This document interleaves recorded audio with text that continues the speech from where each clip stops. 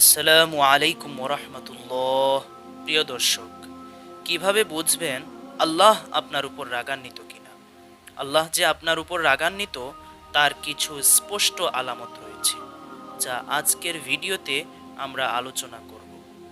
প্রিয় দর্শক, আল্লাহ সুবহানাহু ওয়া তাআলার ক্রোধ এবং তার অভিশাপ এটা বাস্তব সত্য। এটা অবশ্যই ঘটে, আজকের দিনেও ঘটে।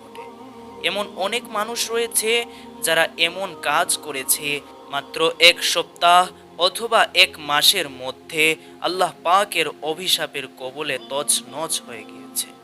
প্রিয় দর্শক, আমরা যেমন জানি তিনি রহমান রহিম, পরম করুণাময়, অসীম দয়ালু, কিন্তু কখনো কখনো আমরা মানুষেরা এমন কিছু কাজ করি আল্লাহ সুবহানাহু ওয়া তাআলা প্রচণ্ড রাগান্বিত হয়ে যান।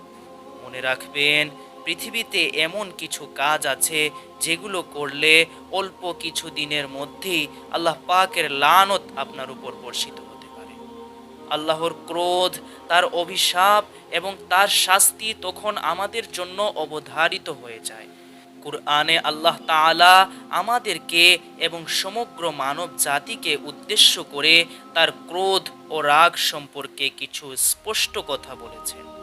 আল্লাহ তাআলা আমাদেরকে এই সকল কাজগুলির বিষয়ে ধারণা স্পষ্ট করতে চেয়েছেন, যে সকল কাজের কারণে আল্লাহ তাআলা আমাদের উপর রাগান্বিত হন। আমাদের অবশ্যই নিশ্চিত করতে হবে যে আমরা এই ধরনের কাজের ধারে কাছেও যাব না, জড়িত হওয়া তো দূরের কথা।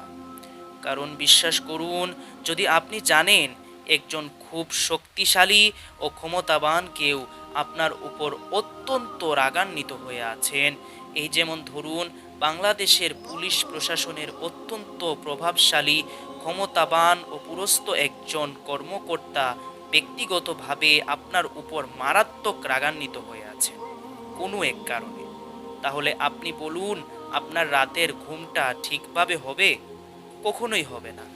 কারণ আপনি অনুধাবন করতে পারছেন এমন একজন আপনার উপর রাগান্বিত হয়ে আছেন, যিনি চাইলে মুহূর্তেই আপনার অনেক বড় ক্ষতি করে দিতে পারেন। তার ক্ষমতা অনেক বেশি।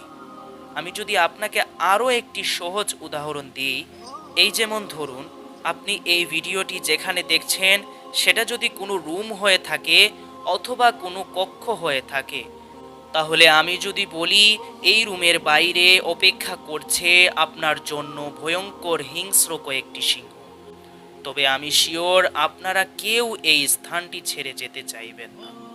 আল্লাহ তাআলা আমাদের হেফাজত করুক। আমরা এই সামান্য প্রাণীকে ভয় করতে প্রস্তুত আছি, অথচ আমরা এই সমগ্র সৃষ্টির স্রষ্টাকে, এমনকি এই ভয়ঙ্কর হিংস্র প্রাণীটিকে যিনি সৃষ্টি করেছেন, তাকে ভয় করতে প্রস্তুত নই। আল্লাহ আমাদের কপটতা এবং মুনাফিকিপূর্ণ আচরণ থেকে রক্ষা করুক। আমাদের প্রথম বিষয়টি মনে রাখা উচিত সূরাতুল ফাতিহা, যা কুরআনুল কারীমের প্রথম সূরা। আল্লাহ তাআলা এই সূরাতে একটি দোয়ার উল্লেখ করেছেন, ইহদিনাস সিরাতাল মুস্তাকিম, হে আমাদের রব, আমাদেরকে সরল সঠিক পথে পরিচালিত করুন। এখন মানুষ যত ধরনের দোয়া করতে পারে, তার মধ্যে এটাই কিন্তু সবচেয়ে গুরুত্বপূর্ণ দোয়া। আমি আপনাদের বলি, পৃথিবীর সবচেয়ে গুরুত্বপূর্ণ দোয়া হলো ইহদিনাস সিরাতাল মুস্তাকিম, হে আমাদের রব, আমাদেরকে সরল সঠিক পথে পরিচালিত করুন। যেটা আপনার দৃষ্টিতে সোজা, সরল, সঠিক পথ, সেটা দিয়ে আমাদেরকে পরিচালিত করুন। দেখুন দোয়াটি কতটা স্ট্রং এবং কতটা কল্যাণকর একটি দোয়া। দোয়াটি আল্লাহ পাক পবিত্র কুরআনের প্রথম সূরার প্রথম দিকে নিয়ে এসেছেন। সুবহানাল্লাহ। হে আল্লাহ, আপনি আমাদের সবাইকে সহজ সরল পথে পরিচালিত করুন। এখন লক্ষ্য করুন, এই সূরার বাকি অংশটি সরল সঠিক পথের সাথে সংযুক্ত। কারণ এই সূরার পরবর্তী অংশে আল্লাহর কাছে আমরা কি প্রার্থনা করছি? আমরা বলছি, হে আল্লাহ, তাদের পথ যাদেরকে আপনি অনুগ্রহ করেছেন, যার অর্থ নবী, রাসূল, আল্লাহর ঈমানদার বান্দারা, তাদের উপরেই তো আল্লাহর অনুগ্রহ, তারাই তো আমলে সালেহ তথা সৎ কাজ করেছে। দেখুন তারপরে আমরা কি বলছি, আমরা বলছি, হে আল্লাহ, আমাদেরকে তাদের থেকে রক্ষা করুন যারা আপনার ক্রোধ অর্জন করেছে, যারা আপনার রাগ এবং ক্রোধের শিকার হয়েছে। সেই সকল পথভ্রষ্টদের পথ হতে আমাদেরকে আপনি রক্ষা করুন। অতএব প্রিয় দর্শক, আপনি দেখুন, সরল পথের কথা আল্লাহর কাছে যাওয়ার পরপরই আমরা কিন্তু আল্লাহ পাকের ক্রোধের হাত থেকে রক্ষা পেতে চাই। তার মানে আল্লাহ পাক স্পষ্টভাবে আমাদেরকে বুঝিয়ে দিয়েছেন, আল্লাহ দয়ার পাশাপাশি ক্রোধান্বিত হন। আর আল্লাহর ক্রোধের পরিণতি কেমন হতে পারে তা নিশ্চয়ই আপনাদেরকে ব্যাখ্যা করার প্রয়োজন নেই। প্রিয় দর্শক, আমরা সবাই এই সূরাটি শেষ হওয়ার পরে উচ্চ সুরে আমিন বলি অথবা নিম্ন সুরে আমিন বলি, যেভাবেই বলি না কেন, আসলে চাই আল্লাহ যেন আমাদের এই দোয়াটি কবুল করেন। আমরা আল্লাহর কাছে প্রার্থনা করি তিনি যেন আমাদের এই সূরা ফাতিহার দোয়াটি কবুল করেন।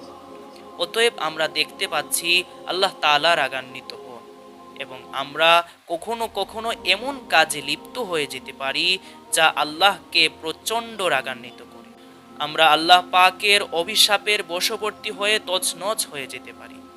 তবে এখানে রাগ বলতে আল্লাহ তাআলা এমন এক জাতিকে বুঝিয়েছেন যারা আহলে কিতাব ছিল, যাদের কিতাবে আল্লাহর রসুল সাল্লাল্লাহু আলাইহি ওয়াসাল্লামের আসার ব্যাপারে স্পষ্ট নির্দেশনা ছিল। কিন্তু যখনই আল্লাহর রসুল সাল্লাল্লাহু আলাইহি ওয়াসাল্লাম আসলেন, তখনই তারা জেনে শুনে এই সত্যকে অস্বীকার করল। এর ফলে তারা আল্লাহ পাকের নিকট অভিশপ্ত হয়ে গেল। এরা এমন এক জাতি ছিল যারা আহলে কিতাবের ধারক বাহক ছিল। তারা শুধুমাত্র এজন্যই আল্লাহর রাসূলকে অস্বীকার করেছে কারণ রাসূল তাদের বংশ থেকে আসেননি, নাউযুবিল্লাহ। এবং শেষ পর্যন্ত তারা রাসূলুল্লাহ সাল্লাল্লাহু আলাইহি ওয়াসাল্লামের প্রতি ঈমানও আনেনি। এবং তাদের এই ঈমান না আনার কারণ শুধুমাত্র অহংকার ছিল। সুতরাং এই পৃথিবীর বুকে এমন অহংকার করবেন না যে আপনি আল্লাহ পাকের ক্রোধের বশবর্তী হন। আপনি যদি দেখেন এই আহলে কিতাবদের ইতিহাস অত্যন্ত ভয়ঙ্কর। এরা জীবনভর আল্লাহ পাকের অভিশাপে অভিশপ্ত ছিল। পৃথিবীর কোথাও তাদের স্থান হয়নি। আজ পর্যন্ত তাদের পৃথিবীতে স্বীকৃত কোনো দেশ নেই। তারা জুলুম নির্যাতন করে টিকে থাকলেও তাদের স্বীকৃত কোনো ভূখণ্ড নেই। এরা এমন এক অভিশপ্ত জাতি, কিয়ামত পর্যন্ত তাদের স্বীকৃত কোনো ভূখণ্ড থাকবে না। আল্লাহু আকবার। প্রিয় দর্শক, আমরা কুরআন জানি এবং কুরআনের উপর বিশ্বাস করি। সুতরাং আমাদেরকে বুঝতে হবে কখনোই আমরা অহংকার করব না।